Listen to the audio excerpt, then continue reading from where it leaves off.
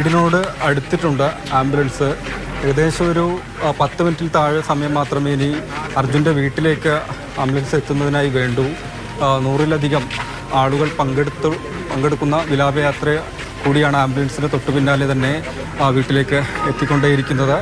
നേരത്തേക്ക് നമ്മൾ പറഞ്ഞു, പല ഭാഗങ്ങളിൽ നിന്ന്, സംസ്ഥാനത്തിൻ്റെ പല ജില്ലകളിൽ നിന്ന് ആളുകൾ വന്നിട്ടുണ്ടെന്ന്. അങ്ങനെ തന്നെയാണ് കൂടുതൽ ആളുകൾ ഇപ്പോഴും വന്നുകൊണ്ടിരിക്കുന്ന. ആ വിധത്തിൽ വിലാപയാത്രയായി അർജുൻ്റെ വീട്ടിലേക്ക് അവസാനമായി അർജുൻ്റെ ചേതനേറ്റ ശരീരം എത്തിക്കൊണ്ടേയിരിക്കുകയാണ്. വളരെ ചുരുക്കം നിമിഷങ്ങൾക്കകം തന്നെ മൃതദേഹം അങ്ങോട്ടേക്ക് എത്തി ബന്ധുക്കൾക്ക് കാണാൻ കഴിയും, വീട്ടുമുറ്റത്ത് പൊതുദർശനം നടത്താൻ കഴിയും എന്നത് തന്നെയാണ്. അതിദുഃഖകരമായ നിമിഷമാണ്. അത്രയും സങ്കടകരമായ ഒരു അവസ്ഥയിലൂടെയാണ് ഈ കണ്ണാടിക്കൽ കടന്നുപോയിക്കൊണ്ടേയിരിക്കുന്നത്. കണ്ണാടിക്കൽ ബസാറിലും 100-ലധികം ആളുകളാണ് അർജുന് വേണ്ടി കാത്തു നിന്നിരുന്നത്.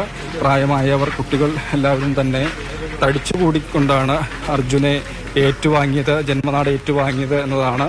അതായത് അർജുൻ ജനിച്ച് വളർന്ന് കളിച്ച് ഈ വഴിയിലൂടെയൊക്കെ സഞ്ചരിച്ച ആളാണ്. അപ്പോൾ നാട്ടുകാർ അത്രയും സ്നേഹത്തോടെ കണ്ടിരുന്ന ഒരു ചെറുപ്പക്കാരനാണ്, യുവാവാണ്.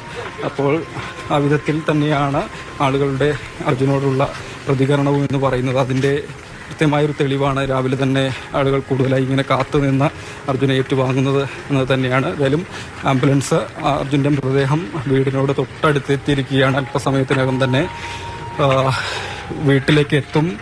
പിന്നീട് ബന്ധുക്കൾക്കും അതിനുശേഷം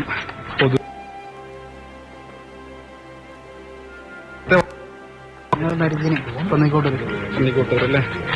അർജുനെ നേരിട്ട് പരിചയമുള്ളവരാണോ? വാർത്ത കേട്ട്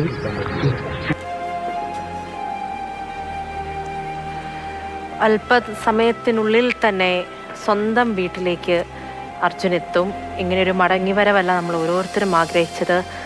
വരും ദിവസങ്ങളിൽ ആ കുടുംബത്തിന് എല്ലാം താങ്ങാൻ കഴിയട്ടെ എന്ന് മാത്രമാണ് നമ്മളിപ്പോഴും പ്രാർത്ഥിക്കുന്നത്. 72 ദിവസത്തിനുള്ളിൽ തന്നെ പലതും അവർ ഉള്ളിൽ ഒതുക്കിയതാണ്. ആ 72 ദിവസം സ്വന്തം മകനെ കാത്തിരുന്നു.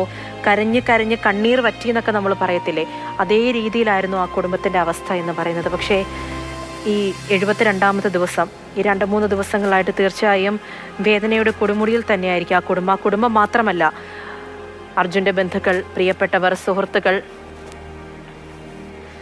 അർജുനെ സ്നേഹിച്ച എല്ലാവരും ഇപ്പോൾ അതേ വേദനയിലാണ് കടന്നു പോകുന്നത്.